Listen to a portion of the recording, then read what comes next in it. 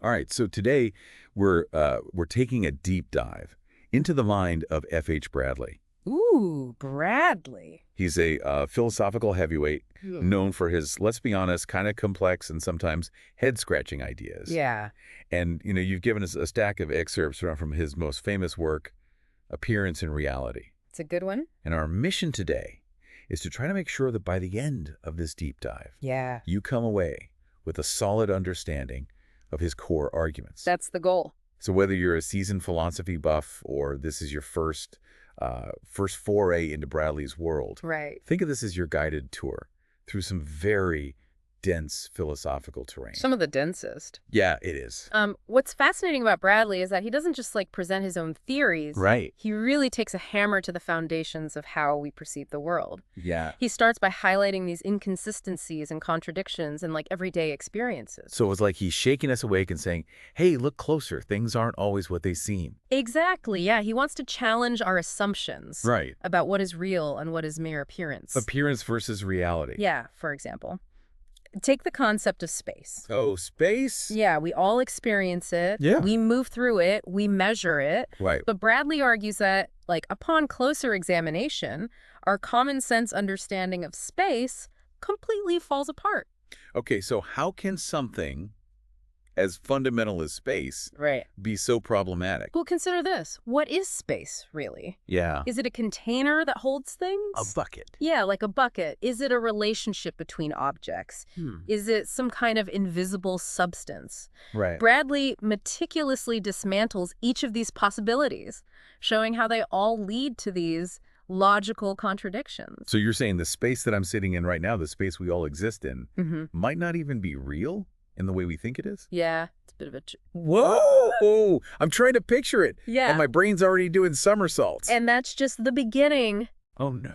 Bradley applies the same rigorous logic to other fundamental concepts, Right. like time. Time. Oh, okay. And- Change. So if he's questioning space, what could he possibly have to say about time? I mean, it just keeps ticking on, right? That's what we tend to think, but Bradley points out that the way we experience time Yeah. is riddled with paradoxes. Paradoxes, all right? Think about the present moment, Uh-huh. the now. The now. Okay. Can you even define it? Well, it's this instant. Okay. It's what's happening right now. But is it a point in time? Well, If it is, yeah. then it has no duration. But if it's extended in time, then it becomes a series of nows, Right. which defeats the whole purpose. Okay. Bradley argues that the present moment, as we conceive of it, simply can't exist. Okay, my head is officially spinning. So if the now is an illusion, Right. what does that mean for our understanding of the past and the future? It challenges this whole linear framework of time that we take for granted. Bradley suggests that our experience of time as this continuous flow Yeah. might be a construction of our minds Okay. rather than an objective reality. Well, this is definitely getting deep. Yeah. Bradley's taking all these things we consider basic Yeah. and showing us how shaky the ground beneath them really is. Uh-huh. But why is he doing this? Yeah. What's the point of deconstructing Right. all these fundamental concepts? It's not about tearing things down for the sake of it. Okay. It's about clearing away the inconsistencies in our thinking Yeah. to make room for a more accurate and coherent understanding of reality. Oh. And that brings us to one of Bradley's central arguments, Yeah.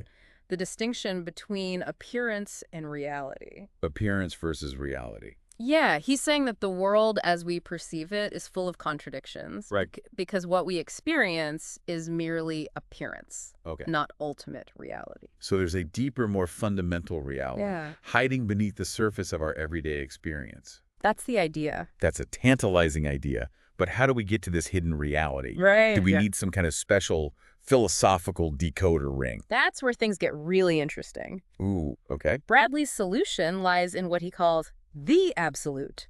All right. I'm on the edge of my seat. Tell me more about this absolute. Okay. Is it some kind of cosmic force? A higher dimension? It's Give me the lowdown. the absolute is Bradley's attempt to resolve all these contradictions Right.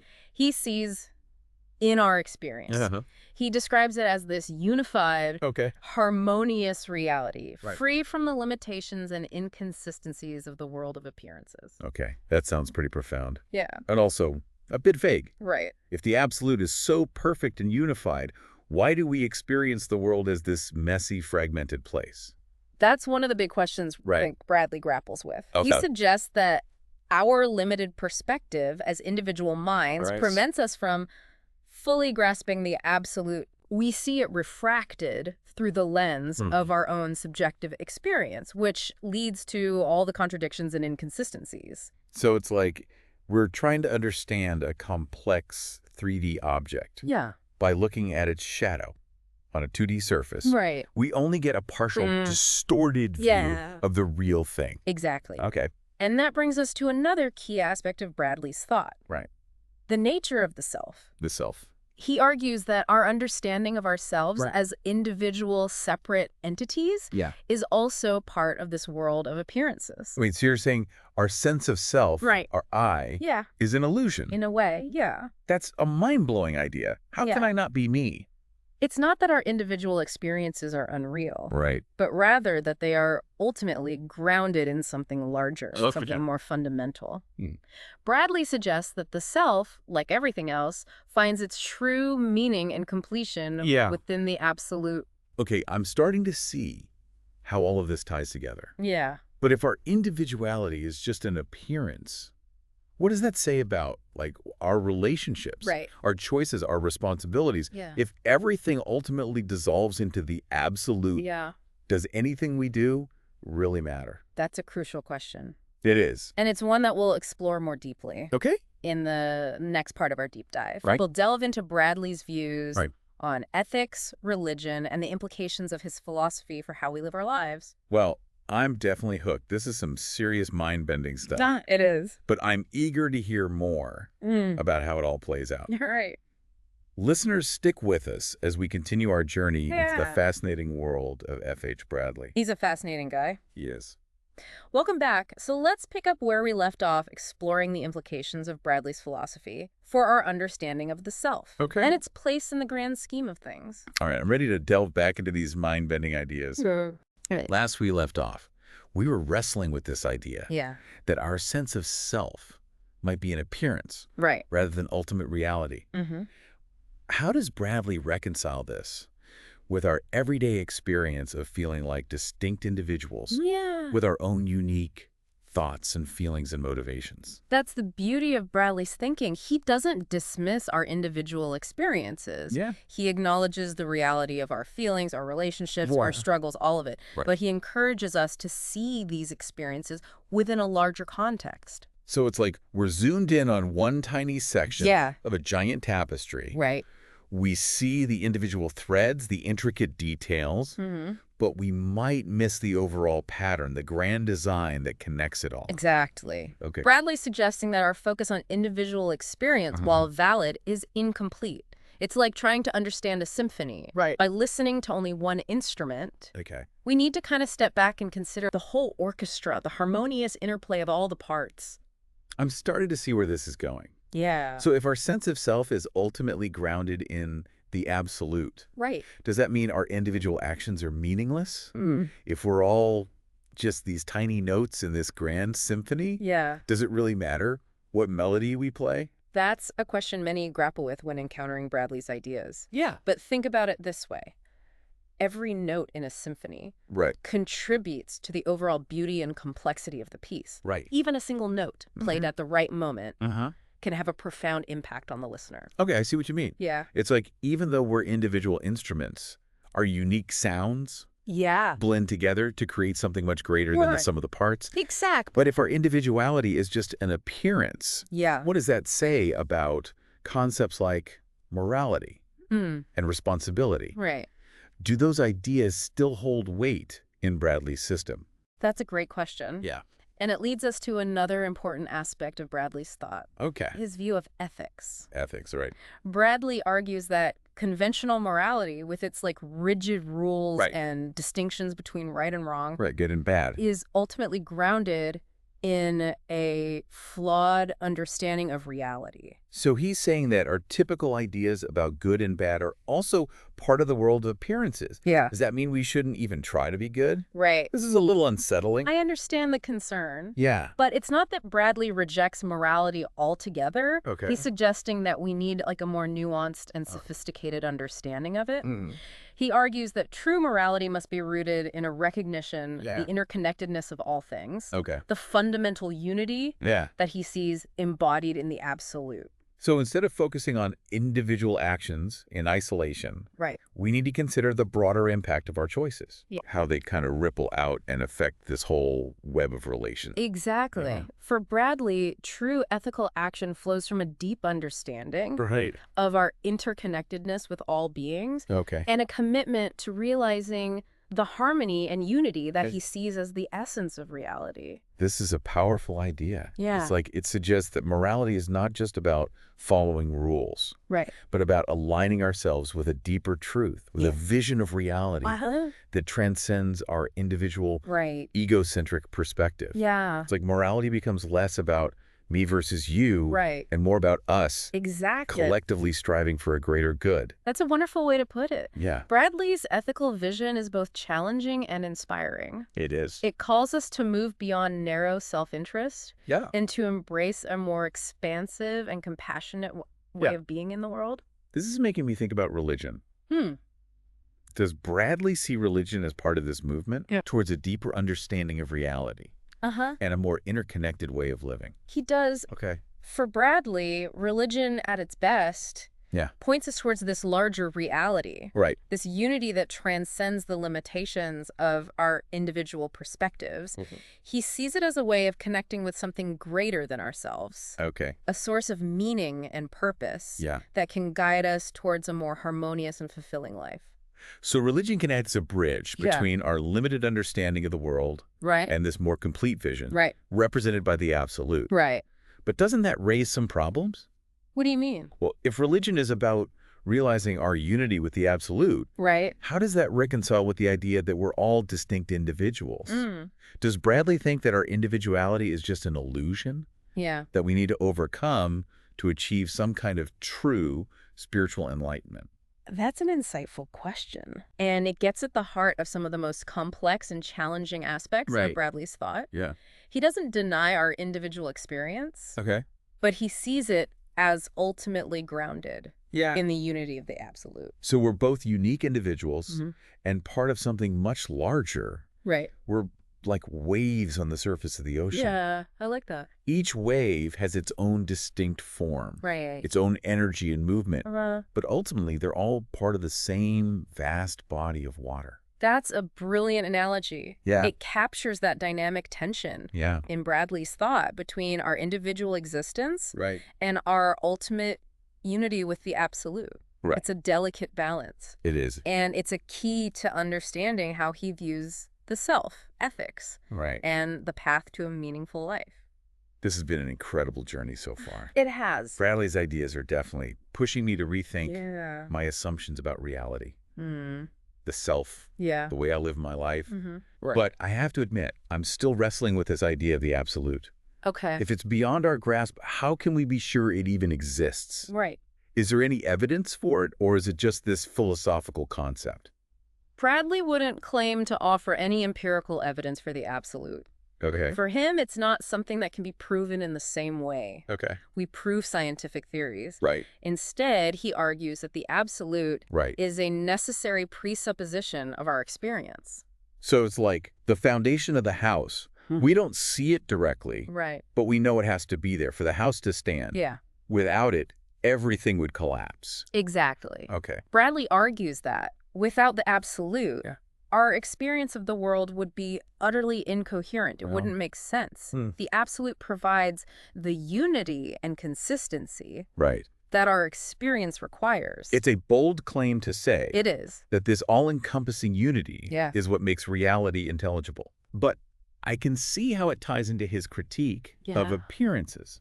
Right. If everything we experience is ultimately contradictory, we need something to ground those appearances in a deeper reality. And that's precisely Bradley's point. Okay. He's not trying to dismiss our experience. Right. He's trying to show how it points to something beyond itself, Hmm. something that can provide a foundation Right. for this fragmented and contradictory world of appearances. Right. But how do these profound ideas translate into practical guidance for living our lives? Right. Yeah. Let's explore this in the final part of our deep dive. Okay, so we've journeyed deep into the philosophical wilderness with F.H. Bradley. That's right. We've explored his ideas about appearance and reality, the self and the absolute. Yeah. But before we wrap up this deep dive, Okay. I'm eager to hear more about how these pretty heady concepts translate into practical guidance for navigating our everyday lives. Well, Bradley's philosophy might seem kind of abstract at first, Yeah. but it offers some surprisingly relevant insights into how we approach things like relationships or find meaning in our work, Right. and even how we cope with suffering. Okay, I'm all ears, so let's start with relationships. All right. How can Bradley's ideas help us build stronger, more fulfilling connections with others? Think about how often, conflict arises from a sense of separation, this belief that our needs and desires are fundamentally opposed to those of others.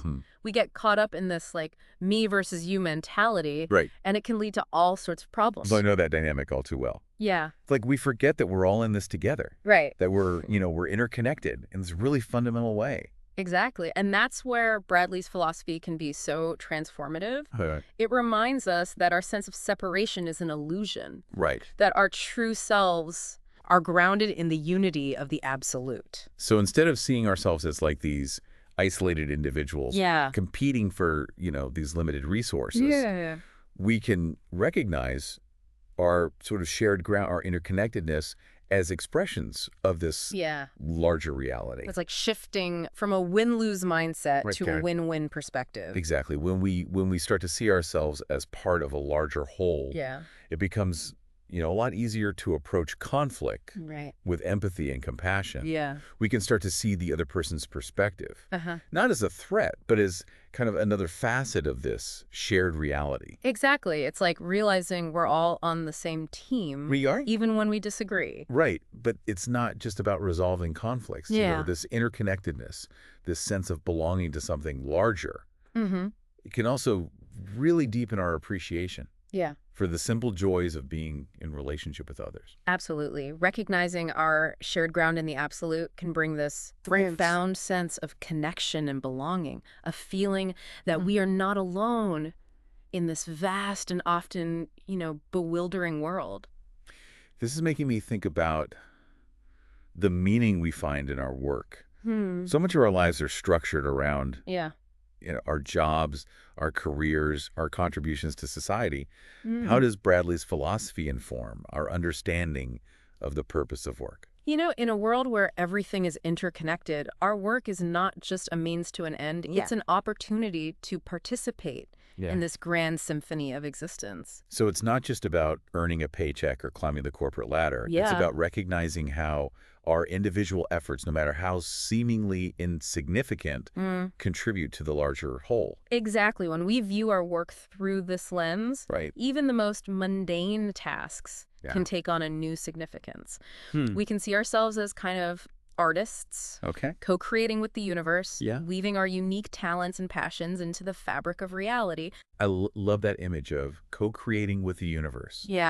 It's both empowering and humbling at the same time. It is. It reminds us that we have a role to play, a contribution to make.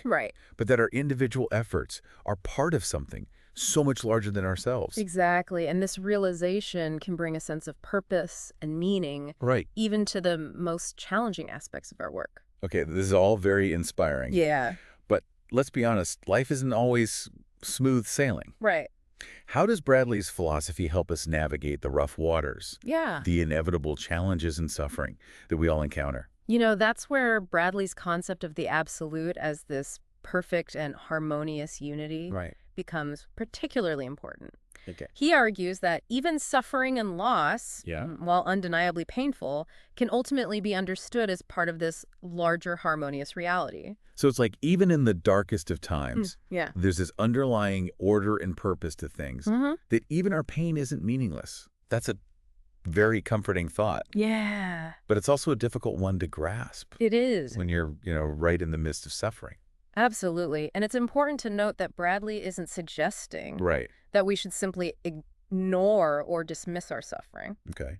He recognizes the reality of pain Right. and the need to address it with compassion and understanding. So it's not about denying our negative experiences, Right. but rather about seeing them within a larger context, Mm-hmm. context that allows for both pain and wholeness, Yeah. both suffering and ultimately unity. Exactly. Bradley's philosophy invites us to hold both the joy and the sorrow, Yeah. the light and the darkness Well, yeah. within this larger framework of understanding. Right. It offers us a way to embrace the fullness of human experience Wow. without losing sight of the underlying unity Right. that connects us all.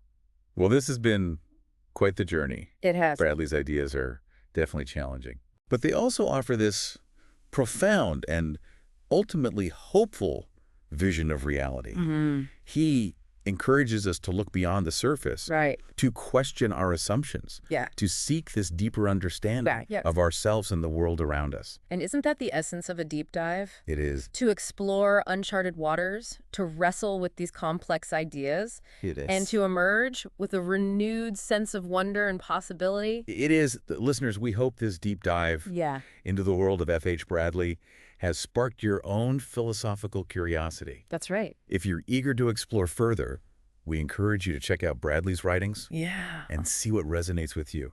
Until next time, keep seeking, keep questioning, Diving. keep diving deep.